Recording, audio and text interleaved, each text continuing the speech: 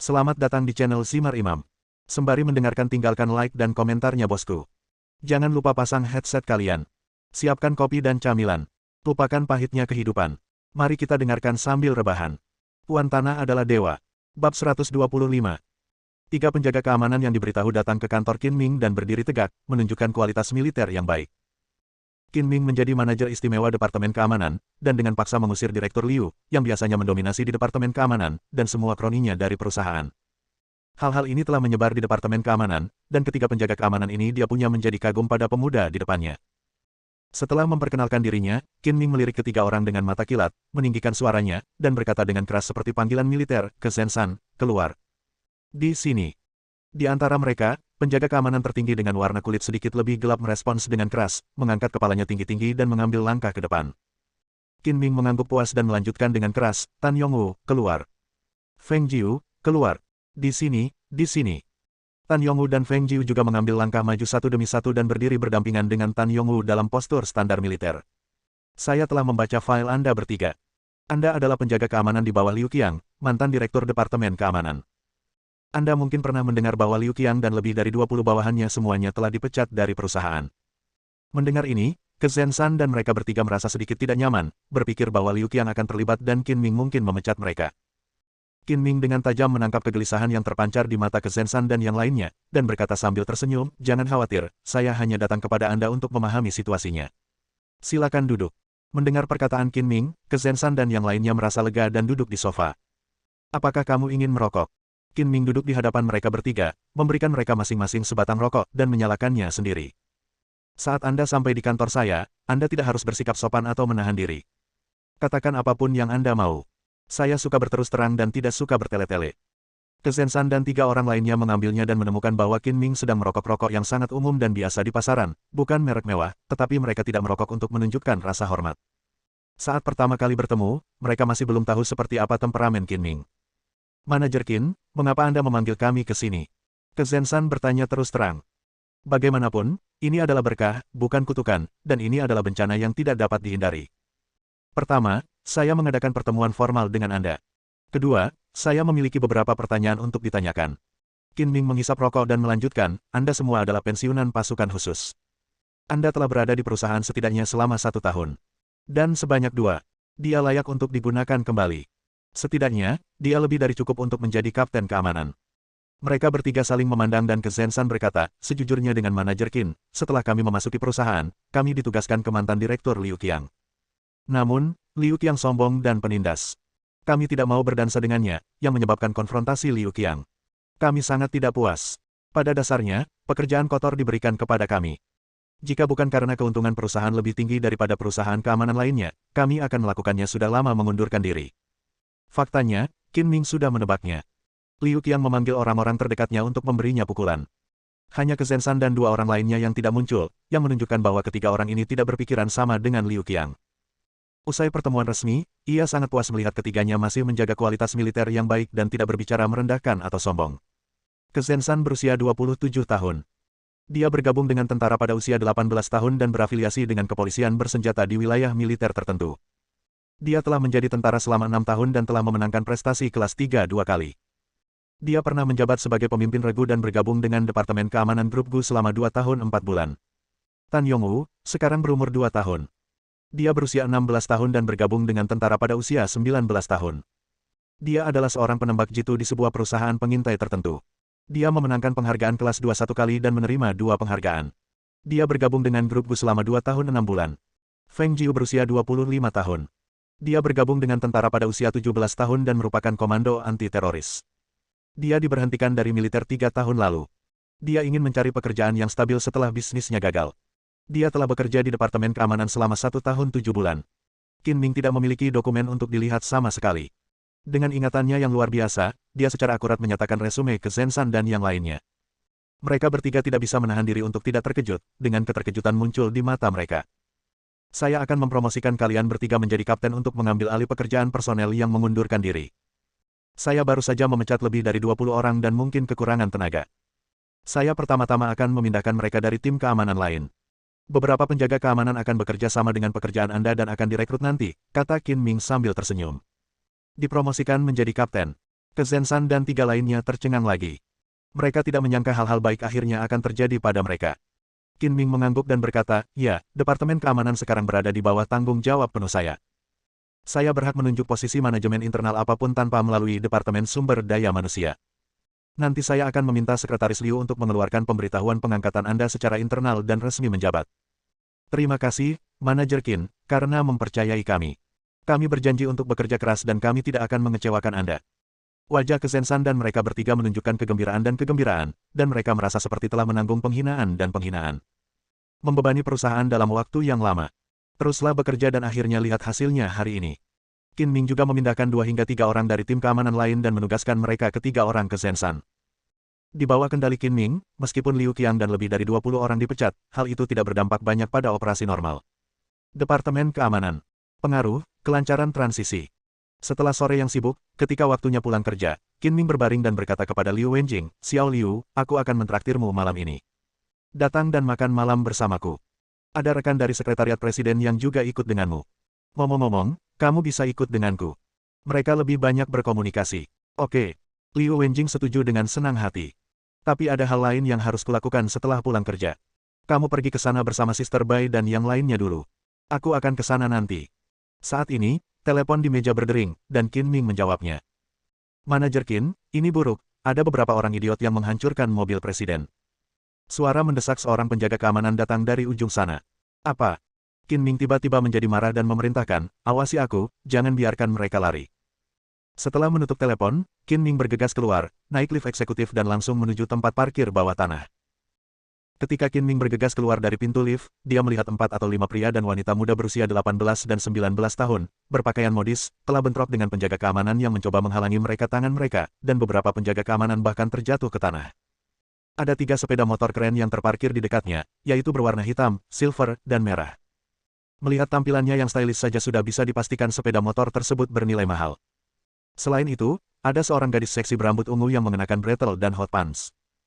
Dia mengayunkan tongkat baseball seperti penyihir kecil dan menghancurkan Mercedes-Benz Maybach yang dikemudikan oleh Qin Ming dengan gila-gilaan, bersorak kegirangan saat melakukannya. Qin Ming segera mengenali gadis berambut ungu itu. Dia adalah gadis kecil berambut ungu yang dipukul olehnya saat balapan di jalan lingkar luar tadi malam pembalasan dendam. Berhenti! Teriak Qin Ming keras, suaranya seperti guntur, dan keseluruhannya. Orang-orang pun terbang secepat anak panah. Alih-alih menghentikan gadis kecil berambut ungu itu untuk menghancurkan mobilnya, dia langsung menghampiri pemuda yang sedang memukuli satpam itu. Kalau mobil rusak bisa diperbaiki, tapi kalau ada yang rusak susah ditangani. Beraninya penjaga keamanan sampah menghentikan saya melakukan pekerjaan saya. Berapa banyak kepala yang Anda miliki? Salah satu pemuda dengan rambut dicat putih adalah yang paling brutal dan sombong. Dia mengangkat tongkat baseball tinggi-tinggi dan memukul seorang penjaga keamanan kepala. Bang! Tongkat baseball itu jatuh dengan cepat, dan penjaga keamanan tidak bisa mengelak. Ketika dia hendak dipukul dalam sekejap mata, Qin Ming bergegas ke depan dan menangkap tongkat baseball itu secepat kilat. Saat berikutnya, Qin Ming mencengkeram kera pemuda berambut putih itu dan membuangnya. Segera setelah itu, Qin Ming berenang melewati kerumunan seperti kupu-kupu menembus bunga. Beberapa pemuda dilucuti, diusir, dan disatukan seperti tumpukan arhat. Dari saat Qin Ming muncul hingga keempat pemuda itu jatuh, hanya butuh 2 atau 3 detik. Serangkaian gerakan cepat menyilaukan, dan beberapa penjaga keamanan yang hadir tercengang. Hentikan juga. Qin Ming mengambil beberapa langkah lebih kuat dan bergegas menuju kecantikan berambut ungu. Si cantik berambut ungu juga melihat Qin Ming. Tanpa mengucapkan sepatah kata pun, dia mengayunkan tongkat baseball dengan kedua tangannya dan memukulnya dengan keras. Qin Ming tidak mengelak, dia meninjunya ke depan, dan tongkat baseball bertabrakan dengannya dalam kilatan petir. Ada suara, bang, yang teredam, dan lengan wanita cantik berambut ungu itu mati rasa karena keterkejutannya. Dia tanpa sadar melepaskannya, dan tongkat baseball terlepas dari tangannya, tetapi tinju Qin Ming tidak rusak. Si cantik berambut ungu terkejut. Meskipun dia secara pribadi telah mengalami keterampilan Qin Ming dan tahu bahwa Qin Ming lebih baik darinya, dia tidak menyangka bahwa Qin Ming akan berani memukul tongkat baseball kayu padat dengan tinjunya. Pada saat kecantikan berambut ungu itu tertegun, Qin Ming sudah berada di depannya, memegang erat-erat di bawah lengannya dengan satu tangan, dan mengangkat tangan lainnya, mendarat di pantatnya. Bagaimana orang tuamu mendidikmu? Kamu sangat kejam dan biadab, tetapi kamu tidak belajar dengan baik di masa mudamu. Tahukah kamu bahwa kamu salah? Apakah kamu berani berbuat jahat di masa depan? Pah! Setelah beberapa tamparan, wanita cantik berambut ungu itu merasakan pantatnya sakit seperti bunga. Merasa malu dan marah, dia tiba-tiba membuka mulut kecilnya dan menekan kuat daging ketiak Qin Ming. Setiap kali Qin Ming memukulnya, kekuatan gigi kecantikan berambut ungu meningkat. Dia hampir menggunakan kekuatannya untuk menghisap susu, dan dia ingin menggigit sepotong daging Qin Ming. Para penjaga keamanan yang hadir tercengang. Mereka belum pernah melihat perkelahian seperti itu sebelumnya. Sial, siapa yang tidak berani memukulku? Aku kehilangan sehelai rambut, dan kamu bahkan tidak mampu membayarnya. Pemuda berambut putih itu ditekan di bagian bawah dan dengan marah mengusir orang-orang itu padanya dan menggendongnya. Dia mengambil tongkat baseball dan menerkamnya, sambil berkata, ikutlah denganku dan buat anak ini sengsara. Pada saat ini, punggung Qin Ming menghadap semua orang, dan pemuda berambut putih melihat keuntungannya. Dia mengayunkan tongkat baseball dan langsung menuju ke belakang leher Qin Ming seperti ini, dia pasti akan terluka parah. Qin Ming merasa seperti ada mata yang buta di bagian belakang kepalanya. Ketika tongkat baseball itu jatuh, dia menendangnya keluar dan memukul dada pemuda berambut putih itu. Pemuda berambut putih itu mengerang dan terbang terbalik. Ketiga orang yang mengikutinya bertabrakan satu sama lain. Sekelompok hooligan kecil, jika kamu berani bergerak lagi, aku akan mematahkan tangan dan kakimu. Qin Ming berbalik, mata dinginnya tertuju pada beberapa anak muda, membuat mereka gemetar ketakutan dan tidak berani melakukannya lagi. Bab 126. Gadis gila, kamu adalah seekor anjing, lepaskan mulutmu. Meskipun Qin Ming memiliki perlindungan tubuh dari energi sejati, dia masih merasakan sakit dan kekuatan gigitan kemarahan dari kecantikan berambut ungu perlindungan energi sejati, dia akan digigit olehnya. Ini dia potongan daging berikutnya. Pantat wanita cantik berambut ungu itu dipukul lagi, yang membuatnya sangat malu dan marah. Dia tiba-tiba meraih bagian belakang pakaian Qin Ming, menekan bagian atas tubuhnya ke bawah, dan mengangkat kaki rampingnya membentuk lengkungan yang indah, seperti ekor kalajengking Qin Ming di kepala. Tendangan ini menunjukkan kelenturan luar biasa dari tubuh wanita cantik berambut ungu itu. Orang biasa tidak bisa melakukan gerakan sesulit itu. Qin Ming memiliki mata yang cepat dan tangan yang cepat, dia dengan cepat mengangkat tangannya dan meraih pergelangan kaki ramping dari kecantikan berambut ungu. Menghadapi gadis berusia 18 atau 19 tahun, Qin Ming benar-benar tidak ada hubungannya dengan dia kecuali memukulnya seorang anak kecil. Dia tidak bisa memberi pelajaran pada seorang pria. Memberinya pukulan, itu terlalu tidak sopan. Aku akan memberimu sedikit hukuman. Setelah memikirkannya, Qin Ming mendapat ide. Senyuman jahat muncul di sudut mulutnya, dan jejak energinya mengalir ke pergelangan kaki kecantikan berambut ungu itu melepaskan tangannya dan menjauh. Bajingan sialan, bibiku akan bertarung denganmu. Si cantik berambut ungu sangat marah, seperti singa kecil yang gila, dan menerkamnya dengan gigi dan cakarnya. Namun, begitu ia melangkah, tiba-tiba pergelangan kakinya terasa gatal dan nyeri, seolah-olah jutaan semut sedang menggigitnya. Ia merasa tidak enak badan sesaat, terhuyung-huyung, dan buru-buru berpegangan pada mobil di sebelahnya untuk mencegahnya jatuh. Ah! Si cantik berambut ungu merasa sangat tidak nyaman, dan harus menutupi pergelangan kakinya dan meremasnya sebentar, tapi rasa gatal yang menggerogotinya bukan di permukaan kulit, tapi datang dari dalam hingga luar. Daging, dan menggerakkan ke atas pergelangan kaki, menguleni dan menggaruk tidak akan membantu sama sekali. Kamu bajingan, apa yang kamu lakukan padaku? Kamu tidak belajar dengan baik di usia muda, tapi kamu meniru gangster dalam berkelahi, menghancurkan mobil dan menimbulkan masalah. Jika aku tidak memberimu pelajaran yang mendalam, kamu masih melanggar hukum. Tegur Qin Ming dengan nada seorang penatua, apakah kamu tahu bahwa kamu salah? Ini salahmu, saudari, apa yang kamu lakukan pada bibiku? Si cantik berambut ungu mengumpat dengan ekspresi galak di wajahnya. Kalau begitu kamu harus merenungkan dirimu sendiri dulu. Kapan kamu akan menyadari bahwa kamu telah melakukan kesalahan? Kapan aku akan menghilangkan rasa sakitmu? Setelah mengatakan itu, Qin Ming mengabaikan kecantikan kecil berambut ungu itu, menoleh ke arah anak muda lainnya, dan berkata dengan tegas, kalian sama saja. Mereka adalah sekelompok gangster yang tidak berpendidikan dan cuek. Mereka tidak ingin menderita sakit fisik lagi, jadi mereka segera meminta maaf kepada Satpam. Sudah aku bilang padamu untuk datang ke sebelah. Pemuda berambut putih itu menutupi dadanya dan berteriak dengan marah, apa yang kamu lakukan pada Yutong? Segera singkirkan dia, kalau tidak aku akan membiarkanmu menghilang dari kota Donghai selamanya. Xiao Yutong, Qin Ming baru tahu nama gadis berambut ungu itu. Dari segi kecantikan saja, gadis berambut ungu itu benar-benar layak mendapatkan nama puitis seperti itu, tapi karakter pemberontaknya yang khas dari gadis kaya generasi kedua yang hilang. Sama sekali tidak sesuai dengan namanya, yang membuat orang-orangnya terkejut. Nenek moyang generasi kedua yang sombong, kamu juga perlu disiplin. Wajah Qin Ming menjadi gelap, dan dia bersinar seperti hantu. Pemuda berambut putih itu merasa matanya kabur. Sebelum dia sempat bereaksi, dia ditampar oleh Qin Ming. Bahu yang dipukul tiba-tiba terasa sangat gatal dan nyeri. Apa yang kamu lakukan padaku? Ekspresi pemuda berambut putih itu berubah, dan dia menggaruk bahunya lagi dan lagi. Namun, rasa sakitnya tidak berkurang sama sekali, dan wajahnya berubah. Minta maaf pada Satpam, jika tidak maka rasa sakitmu akan bertambah parah. 10 kali. Qin Ming berkata dengan dingin. Sialan, kamu tahu siapa kami, apakah kamu berani meminta kami untuk meminta maaf? Pemuda berambut putih itu menjadi semakin sombong, saya tuan muda keempat dari keluarga Chen, dan Yutong adalah putri tertua dari keluarga Chen. Keluarga Xiao. Anda tidak bodoh, jadi Anda seharusnya saya pernah mendengar bahwa keluarga Chen adalah keluarga pertama di Laut Cina Timur, dan keluarga Xiao juga merupakan salah satu dari 4 keluarga teratas di Laut Cina Timur menyinggung kami berdua pada saat yang sama. Bising, aku tidak peduli siapa kamu. Sebelum pemuda berambut putih itu selesai berbicara, Qin Ming menyela dan mendengus, kesampingkan latar belakang keluargamu, kamu bahkan tidak masuk hitungan, apa yang kamu punya. Sombong kualifikasi. Mengikuti kata-kata tersebut, Qin Ming menamparkan 3 telapak tangan lagi, mendarat di perut dan paha kiri dan kanan pemuda berambut putih itu. Ah! Pemuda berambut putih itu tidak tahan dengan rasa sakit yang seperti puluhan ribu semut menggigit seluruh tubuhnya, dia tidak berdaya dan jatuh ke tanah dalam keadaan yang menyedihkan. Bagaimana denganmu? Apakah kamu meminta maaf seperti 2 lainnya? Qin Ming memelototi 3 pemuda lainnya dengan ekspresi dingin di wajahnya. Kami minta maaf, maaf. 3 orang lainnya melihat pemuda berambut putih itu berguling-guling di lantai kesakitan, dan sangat ketakutan hingga keringat dingin mengucur di dahi mereka itu sepertinya terlalu menyakitkan untuk dijalani, jadi mereka buru-buru meminta maaf kepada penjaga keamanan. Manajer Qin, menurutku tidak apa-apa memberi mereka hukuman kecil. Identitas dan latar belakang mereka terlalu besar untuk disinggung, dan akan buruk jika mereka membuat keributan besar. Seorang penjaga keamanan melangkah maju dan berbisik. Anda sedang dipukuli. Jika saya melepaskan para pembuat onar dengan mudah, apakah Anda masih pantas menjadi manajer Departemen Keamanan? Saya tidak peduli apa status mereka, dan apa yang bisa dilakukan oleh pejabat kaya dan generasi kedua. Lakukan. Bahkan jika Raja Surga datang, aku akan membelikanmu satu. Wajar untuk mengatakan bahwa sebagai penjaga keamananku, tidak ada yang bisa mengganggumu begitu saja. Kata-kata Qin Ming nyaring dan kuat, dan penjaga keamanan yang hadir sangat tersentuh sehingga mereka menegakkan punggung mereka. Pihak lain bukanlah generasi kedua kaya biasa, tetapi seorang playboy super. Namun, Qin Ming tidak takut sama sekali, dan penjaga keamanan sangat mengaguminya. Kalian yang dipukuli harus pergi ke rumah sakit untuk berobat terlebih dahulu, lalu kembali kepada saya untuk mengganti biaya pengobatan. Qin Ming telah terlalu menderita sejak dia masih kecil, dan dia sangat memperhatikan kerja kerasnya dari penjaga keamanan tingkat rendah. Dia tidak bisa menjauh hanya karena mereka adalah murid dari keluarga kaya. Terima kasih, Manajer Qin. Merupakan kehormatan bagi kami memiliki manajer seperti Anda. Manajer Qin, Anda terlalu memikirkan kami.